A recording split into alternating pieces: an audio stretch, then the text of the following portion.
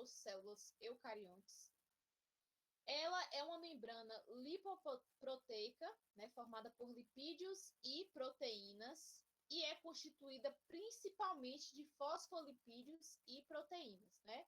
Então, por isso que ela é chamada de lipoproteína, lipoproteica, justamente porque ela é constituída de fosfolipídios, né, que tem o lipídio aqui, e proteínas. Então, essa é a constituição da membrana plasmática. Nessa imagem aqui, ó, nós conseguimos ver de forma bem ampliada como é formada essa membrana plasmática. Quando a gente vê uma estrutura de uma célula, a gente não consegue visualizar essas estruturazinhas aqui, né? A gente só vê lá a camadazinha da membrana e o nomezinho com a seta apontando para a membrana, né? A estrutura. Agora, quando a gente amplia essa estrutura da membrana plasmática, a gente consegue observar todas essas estruturas aqui, ó. Os fosfolipídios, as proteínas, né? Tudo que compõe a estrutura da membrana plasmática. Então, a membrana plasmática, ela tem a constituição lipoproteica, né, que é formada de fosfolipídios e proteínas. Ela tem a função de permeabilidade seletiva, né, permite o que entra e o que sai da célula. E ela tem o modelo que chamamos de mosaico fluido, que foi o modelo proposto lá em 1972 por Singer e Nixon. Né? Então, esses dois cientistas, eles analisaram essa estrutura da membrana plasmática e denominaram esse modelo da membrana de modelo mosaico fluido. Deixa eu ver quem aqui quer entrar.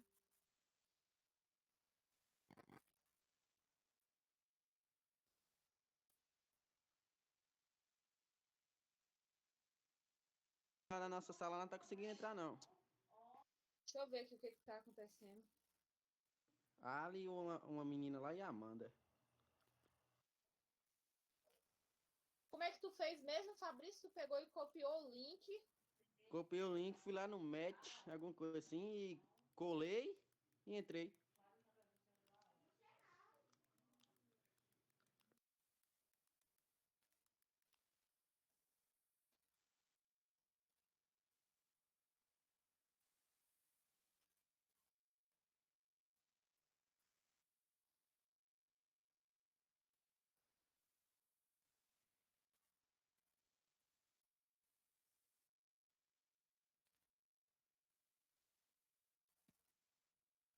Aí, professor, é de jeitinho aí mesmo.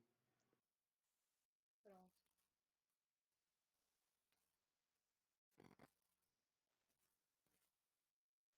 Aí você pega o coisa lá no coisa.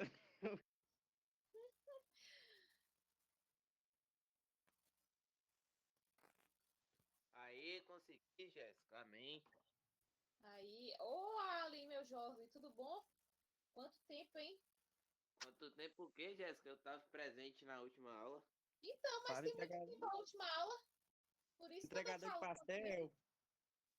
E eu tô Tem fora. quanto tempo? Tem muito tempo que a gente teve uma última aula. Na terça-feira a gente não teve aula da semana passada e na sexta foi o simulado de vocês, esqueceram? Então, por isso que Broquei no simulado, hein, Jéssica? Você viu lá? foi, Ali. Brocou mesmo. Brocou de bom ou brocou de ruim? De 20 eu acertei 8. Ah, Ali. Nem metade não foi, Ali? Mas fazer o quê?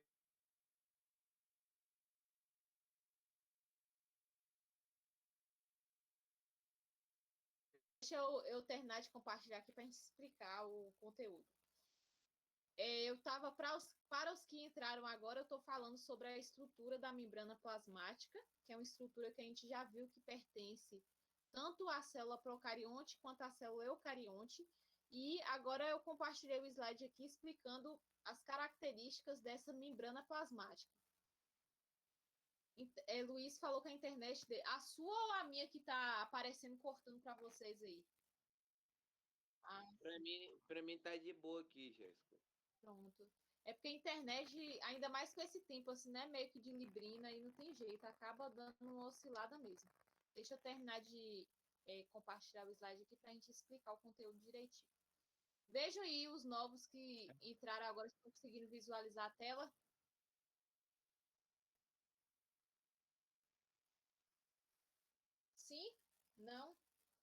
Sim. Então vamos lá. Então a membrana plasmática ela tem a denominação do seu modelo como modelo mosaico fluido, que foi proposto por esses dois cientistas em 1972. Por que ela tem esse modelo mosaico fluido? Porque ela vai possuir duas camadas, como a gente pode observar aqui nessa imagem, ó. Primeira camada, segunda camada. E a gente vai ter essa camada formada por fosfolipídios atravessados por moléculas de proteína que vão variar de uma célula para outra. Então, em uma célula procarionte, essa proteína vai ser de uma forma, e na célula eucarionte, essa proteína vai ser de outra forma. E justamente por isso que essa membrana plasmática, essa estrutura, ela apresenta a permeabilidade seletiva, ou seja, ela vai selecionar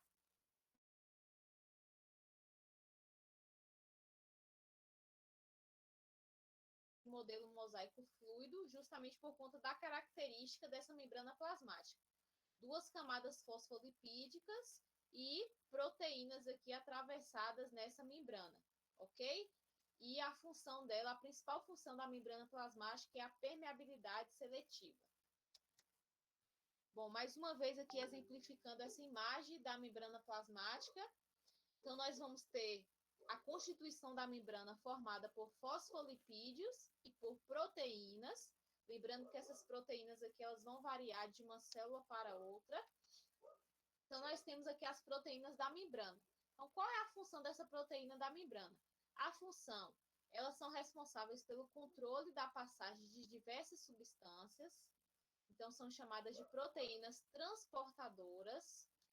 São responsáveis também por fixar algumas outras substâncias à membrana, vão atuar como enzimas e algumas respondem pela percepção dos estímulos ambientais. Então, essas proteínas da membrana, elas têm essas funções aqui. Fixar substâncias, controle da passagem de algumas substâncias, atuar como enzimas e responder aos estímulos ambientais.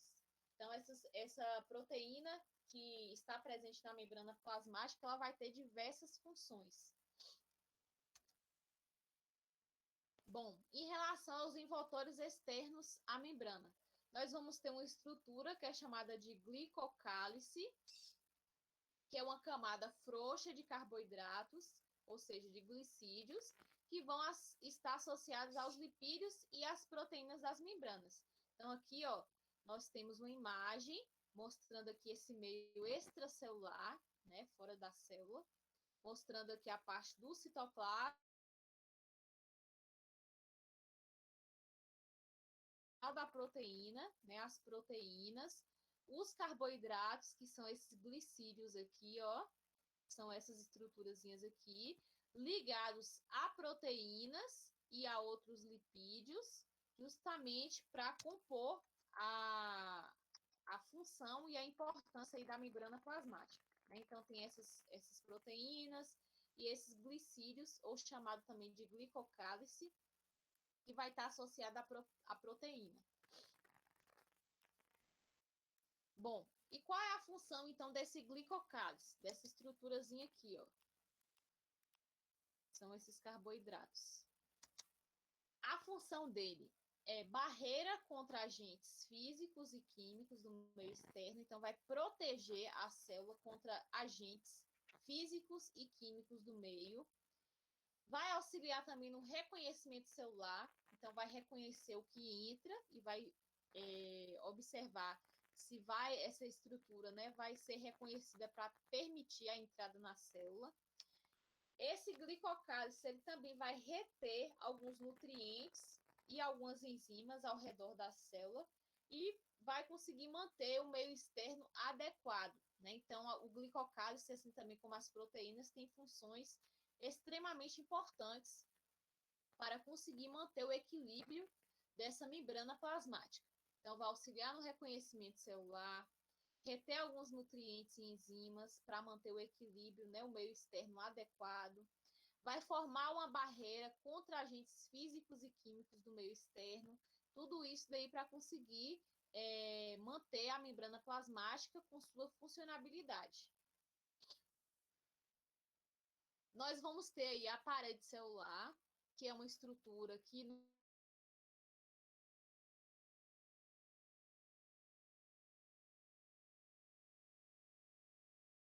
procariontes. Então, essa estruturazinha aqui da parede celular, que a gente já viu lá quando a gente estudou sobre células, é uma estrutura que vai estar presente em células procariontes e em células eucariontes vegetais. Então, é uma estrutura bem rígida e que vai conferir segurança, proteção à célula, seja ela procarionte ou seja ela eucarionte vegetal. Vai conferir rigidez e vai conferir proteção a essa célula. E essa parede celular ela não vai ter a mesma função da membrana plasmática. Por quê? Porque a parede celular ela não vai fazer esse controle sobre o que entra e o que sai das células. Quem faz esse controle do que entra e o que sai da célula é justamente a membrana plasmática. A parede celular ela não realiza essa função. Ela só vai proteger e fornecer rigidez à célula. Então, a gente tem uma imagenzinha aqui mostrando uma célula. E essa célula tem a estrutura aqui da parede celular, que é uma estrutura mais externa. Em seguida, vem a parte da membrana plasmática.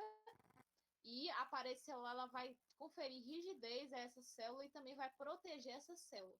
Mas ela não vai fazer o controle do que entra e do que sai, né? Ou seja, não vai fazer o controle de substâncias que entram e que saem da célula.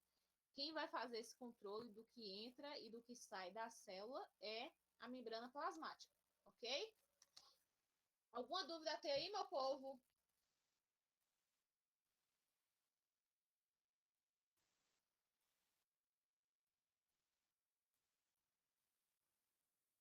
Alguma dúvida? Posso prosseguir? Não. Pode continuar, Jéssica. Ok, então.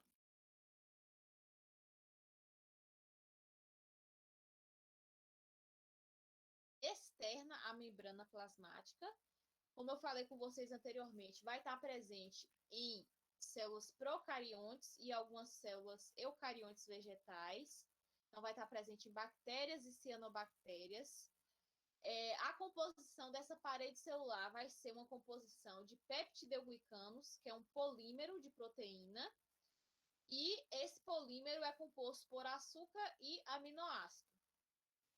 Em relação a essa composição da parede celular, alguns indivíduos, né, algumas bactérias, elas vão variar em relação a essa composição dessa parede celular. Algumas vai ter a composição de peptidoglicano e algumas outras vão ter a composição de peptidoglicanos mais associação com outras proteínas. E em relação a isso daqui, a gente pode classificar a bactéria se ela é uma bactéria gram-positiva ou gram-negativa. Vocês vão compreender melhor quando forem lá para o segundo ano. Então, aqui tem uma imagenzinha mostrando uma célula procarionte, mostrando aqui... Opa! Peraí. Mostrando a estrutura dessa célula procarionte, mostrando aqui o seu flagelo, né, que auxilia na locomoção, os seus cílios aqui, que também auxiliam na locomoção. E essa estrutura aqui, ó, externa à membrana, que é chamada de parede celular. Então, a parede celular está aqui, ó, e vai recobrir toda essa célula procarionte. Em seguida, da parede celular vem a membrana plasmática, que vai ter a função de permeabilidade seletiva e vai permitir o que entra e o que sai da célula. Ainda falando de parede celular, como eu falei com vocês, elas vão estar presentes. Tem uma composição diferente. Observem aqui, ó, que nas bactérias e cianobactérias, elas vão ter a composição de peptidoglicanos. Já nas plantas, elas vão ter uma composição totalmente diferente. Então, a composição dessa parede celular aqui nas plantas é de celulose, que é um tipo de polissacarídeo. Aí a gente vai ter a parede celular primária, a parede celular secundária e a lamela média, que são estruturas aqui que compõem essa parede celular. A parede celular primária vai estar presente aí na célula jovem. Ela é uma estrutura mais fina, porém é uma estrutura resistente e flexível e permite o crescimento dessa célula. Essa parede celular secundária já vai estar presente nas células adultas. Então, nem todos os organismos vegetais vão apresentar aí essa parede celular secundária. Geralmente, essa parede celular secundária vai ser mais grossa, né, mais espessa do que a primária, que é mais fina, e ela é bem mais resistente. Essa daqui também vai conferir uma resistência à célula, só que essa parede celular secundária é bem mais resistente. E aqui nós temos a lamela média, que é uma camada fina, exterior às paredes, que tem como função ligar a célula com outras que estão próximas, né? Então, vai fazer essa função aqui, ó, de ligamento entre uma célula e outra. Aqui, ó, essa estruturazinha da lamela média, que é uma estruturazinha aqui, que liga uma célula à outra, né? Formando o organismo como um todo. Vou ver se tem alguém querendo entrar.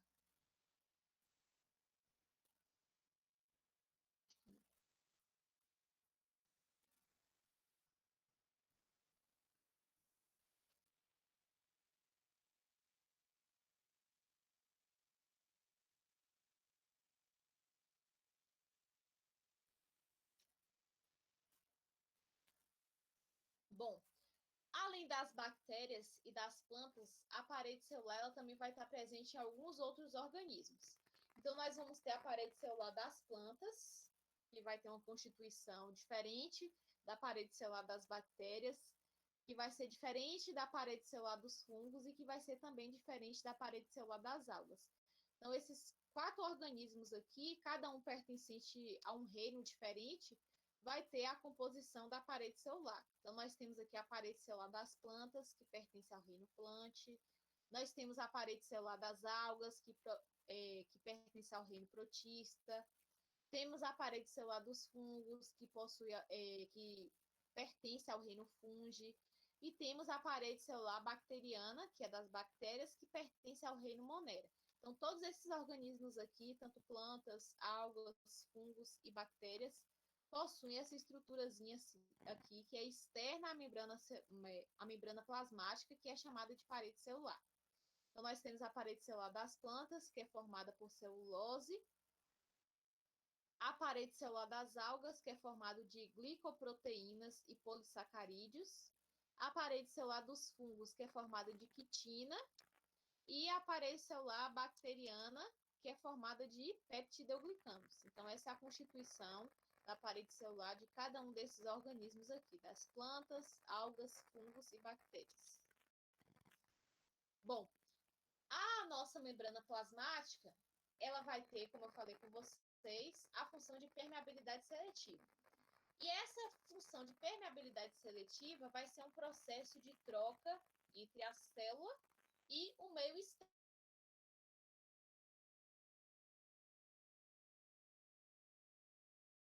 Tipos de mecanismos. Vai ser o mecanismo do processo passivo, processo ativo e processo que é mediado por vesícula. O processo passivo, é um processo que vai ocorrer da membrana plasmática sem gasto de energia. Então, a membrana plasmática não vai gastar nenhuma energia para fazer esse tipo de processo de troca entre a célula e o meio externo, que é chamado de processo passivo. Passivo, não há gasto de energia. Nesse processo passivo, vai ocorrer uma semelhança da concentração tanto do meio interno quanto do meio externo, ou seja, do meio interno da célula e do meio externo do ambiente. Então, esse processo que não ocorre gasto de energia e que ocorre a semelhança da concentração tanto do meio interno quanto do meio externo é chamado de processo passivo. E é um processo que a membrana plasmática realiza. Já no processo ativo, é um processo que também é realizado pela membrana plasmática, só que é um processo que ocorre gasto de energia. Então, a membrana plasmática, para realizar esse processo de processo ativo, vai ter um gasto de energia. E esse processo também, chamado de processo ativo, ele vai ocorrer uma desigualdade na concentração do meio externo e do meio interno, diferentemente do processo passivo. E nós temos os processos que são os processos mediados por vesículas, que vão ocorrer quando uma vesícula ela é utilizada para a entrada e saída de substâncias, né? Então, tem o processo passivo, ativo e o processo que é mediado por vesícula.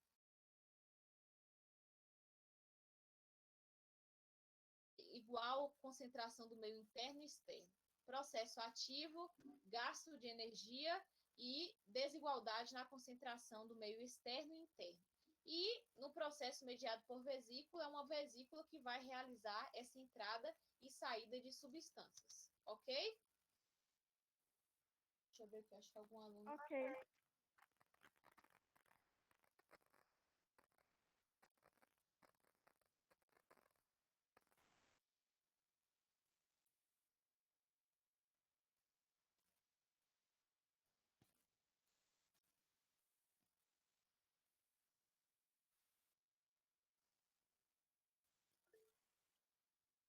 Agarra, Juliette. Hoje é final, hein, do BBB 21. 22 eu que vou votar no BBB hoje. 22. É? Vai lá que eu vou votar em você. Coisa BBB. Aí a professora ficar, disse né? que Não vai pra votar sair. pra tu sair, Fabrício. Não vou votar para ficar, não para sair. Depende, né, do seu jogo lá dentro. Se estiver fazendo muita coisa errada, a gente volta para sair. Que vai curtir é eu as festas.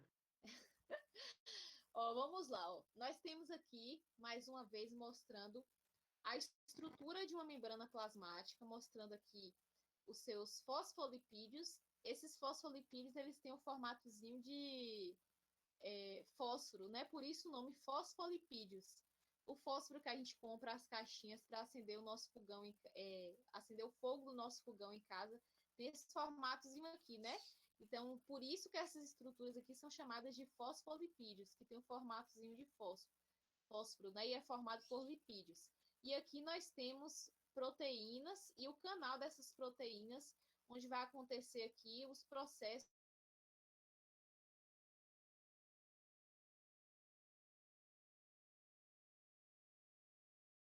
transporte ativo, né? Que eu expliquei lá atrás para vocês, que é o que a substância aqui que vai entrar e vai sair da célula.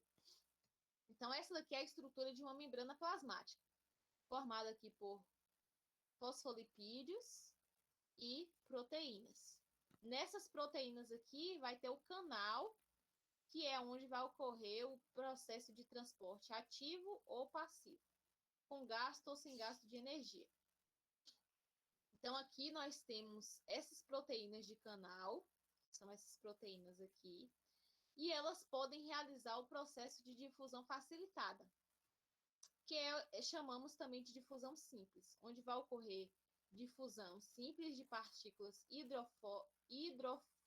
hidrofóbicas pequenas ou hidrofílicas com tamanho compatível com o diâmetro do poro. Esse tipo de difusão facilitada, ou também chamado de difusão simples, ele ocorre sem gasto de energia, ou seja, é um transporte passivo. Não ocorre gasto de energia para a membrana realizar esse tipo de transporte aqui, né? Essa troca de comunicação entre o meio interno e externo. Não ocorre gasto de energia. Já nessas proteínas aqui, que são proteínas carreadoras ou permeases, também chamadas de permeases, são tipos de proteínas que realizam o transporte ativo. Como eu falei com vocês, o transporte ativo é um tipo de transporte que há gasto de energia, né? Então, para a membrana realizar esse processo de comunicação entre o meio interno e externo da célula, ver o que vai entrar e o que vai sair da célula, gasta muita energia. E o processo passivo não gasta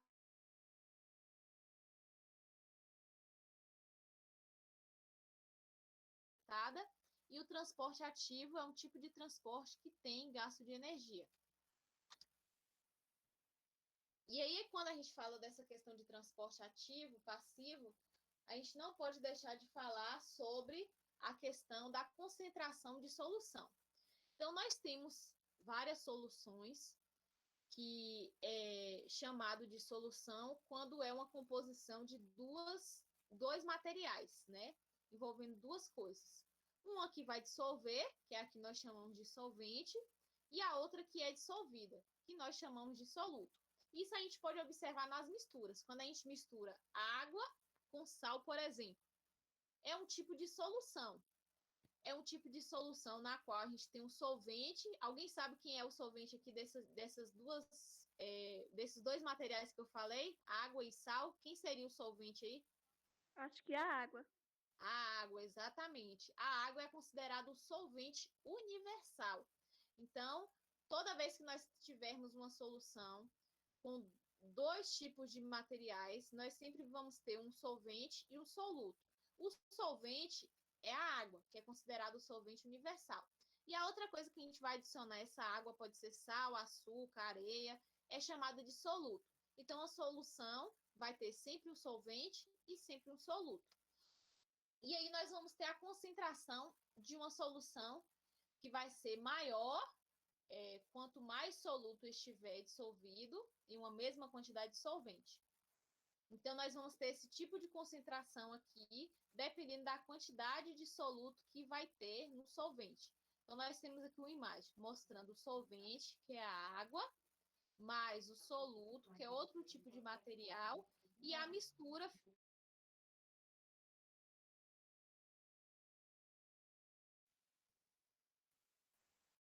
Em relação à concentração da solução, nós temos aqui a comparação de duas soluções. Então, quando comparamos duas soluções, uma que apresenta a mesma concentração de soluto, dizemos que ela é isotônica.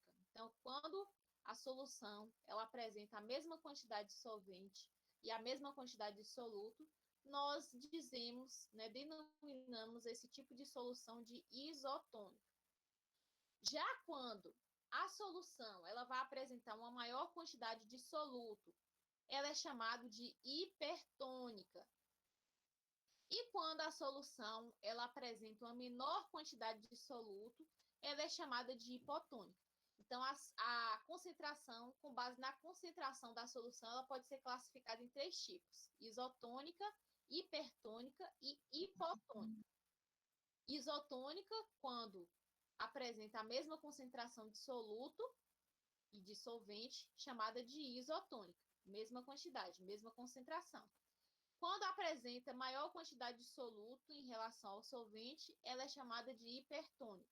E quando a solução em menor quantidade é o soluto e a solução em maior quantidade é o solvente, nós chamamos essa solução de hipotônica. Então, pode ser classificada em três tipos: isotônica, hipertônica e hipotônica.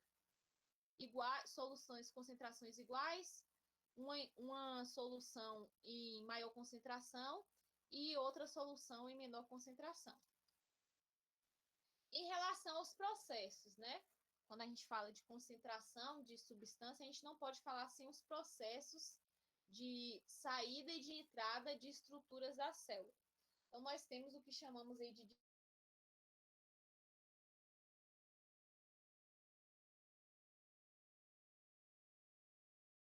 partículas, que pode ser simples ou facilitada, sendo que ambos estão aqui inclusos no transporte passivo, sem gasto de energia. Então, nós temos a difusão. Então, as substâncias elas vão entrar e sair da célula por meio da membrana. Então, lembre-se que a função da membrana plasmática é a permeabilidade seletiva, permitir selecionar o que vai entrar e o que vai sair da célula. Então, por meio dessa permeabilidade seletiva da membrana plasmática, as substâncias elas entram e saem da célula. E essa entrada e saída dessas substâncias é através da força do gradiente de concentração, que vão partir de onde tem mais para onde tem menos. Então, a velocidade desse processo vai depender também do tamanho das moléculas que estão envolvidas aí, que vão ser transportadas. E também o fator da solubilidade dessas moléculas. Então, quanto mais lipossolúvel uma molécula for, mais rápida será a sua penetração na membrana plasmática. Então, mais rápida ela vai entrar na membrana plasmática. E existem substâncias que entram na célula por processos de fusão. Aí nós temos exemplos aqui, do oxigênio, gás carbônico, ácido graxo, hormônios como esteroides, né? Então, eles entram na célula, penetram a membrana plasmática através do processo de difusão. Aqui nós temos uma animaçãozinha que mostra esse processo de difusão. Observem aqui as partículazinhas, elas estão aqui na membrana.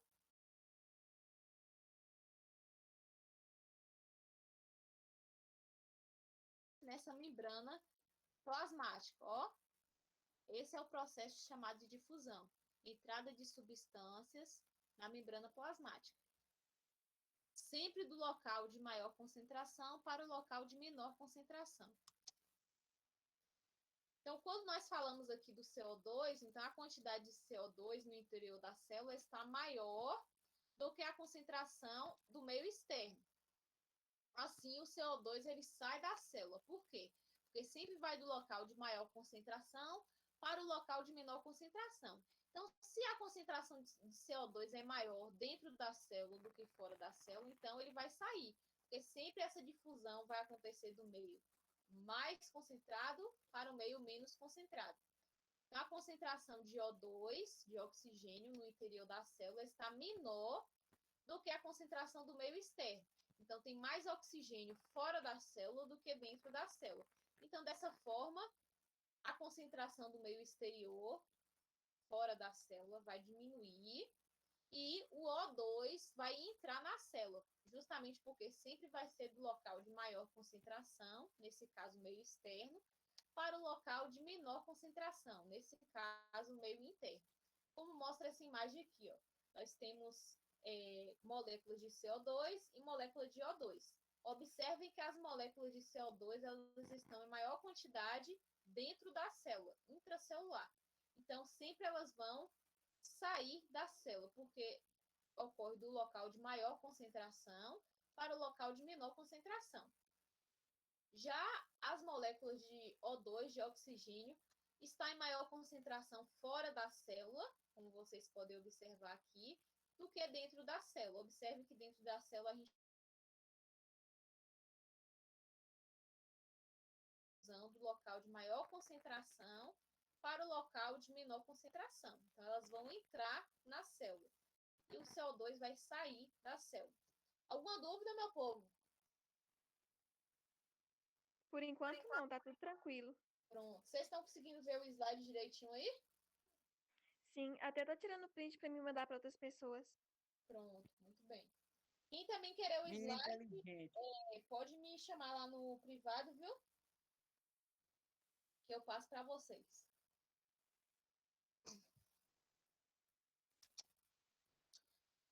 Quando a gente fala de processo de transferência de substâncias da membrana plasmática, não tem só o processo de fusão, tem também um processo que chamamos de osmose. O que é a osmose? A osmose é um caso especial de difusão. Difusão, lembra lá, né, que é sempre do meio de maior concentração para o meio de menor concentração. Então, a osmose é um caso especial de difusão. Então, apenas a água, ela se difunde através da membrana semipermeável e pode ser através de dois tipos de solução. A solução hipotônica e a solução hipertônica. A solução hipotônica é quando a solução apresenta concentração de soluto menor do que no interior da célula e ocorre uma entrada de grande quantidade de água por osmose na célula. E a solução hipertônica é quando uma solução ela apresenta concentração de soluto maior do que o interior da célula. Então, o que vai acontecer? Ela vai perder a água por osmose no ambiente e vai murchar. Então, aqui a gente tem uma imagem exemplificando esse processo de osmose em uma célula animal. Então, nós vamos ter aqui uma célula que vai ser hipertônica e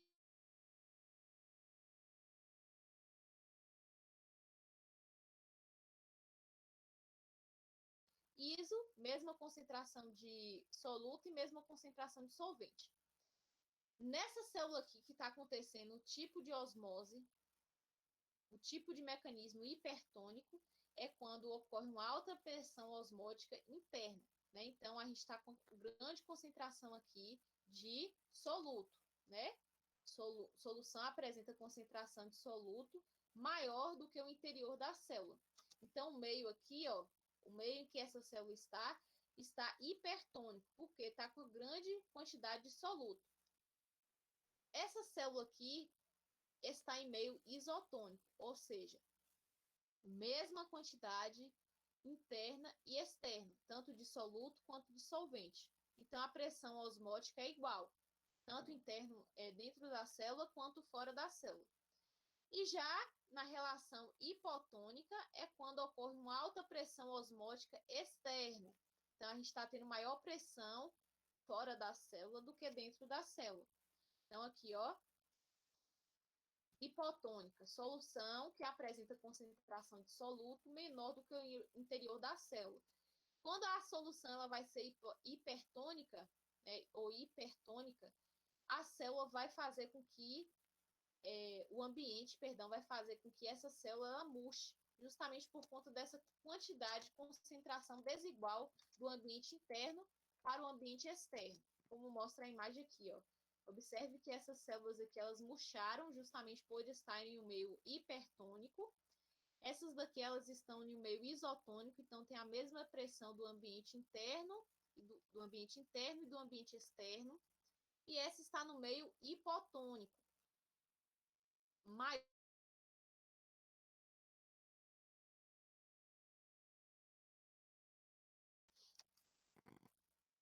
e aqui mostrando mais uma vez a estrutura da membrana plasmática, que é pouco permeável à água.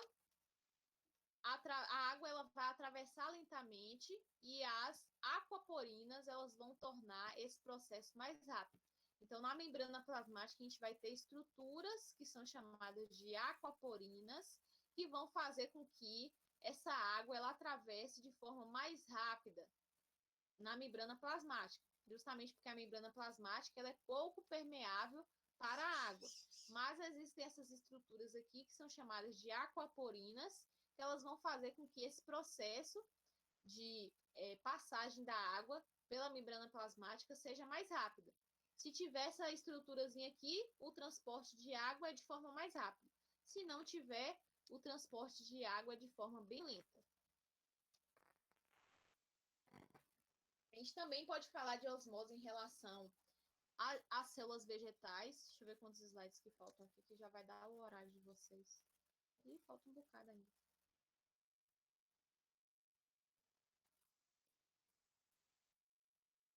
Então, falta a gente falar sobre osmose na célula vegetal, transporte ativo e passivo. Aí eu vou deixar para a próxima aula para a gente falar, para vocês não ficarem com muita informação hoje, ok? Então, na próxima aula, a gente termina esse tipo de transporte de osmose e transporte de difusão simples e facilitada, beleza? Oi, Jéssica. Gente, Ok. oi. Tem que colocar o nome aqui no chat? Não, não precisa não. Deixa eu ver quantas pessoas que tem aqui hoje. 48 pessoas, né? É bom colocar. Coloca aí, gente, o nome de vocês, porque tem muita gente, eu não vou saber quem é que estava presente aqui, não. Colocar a mesma coisa. CEP ou de Jeribá, ok? Eu vou copiar aqui.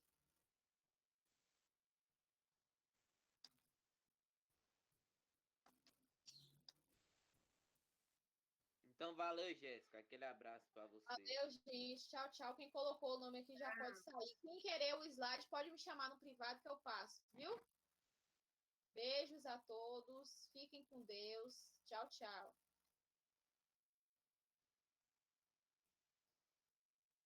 Botar o meu não. Jéssica já sabe que eu tô aqui mesmo. Bota aí, que senão eu vou esquecer, viu? Deixa de colocar, Que não, pra muito aluno. esquece nada.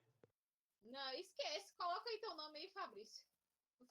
Não confia em mim, não, viu? Porque eu sou meio esquecida.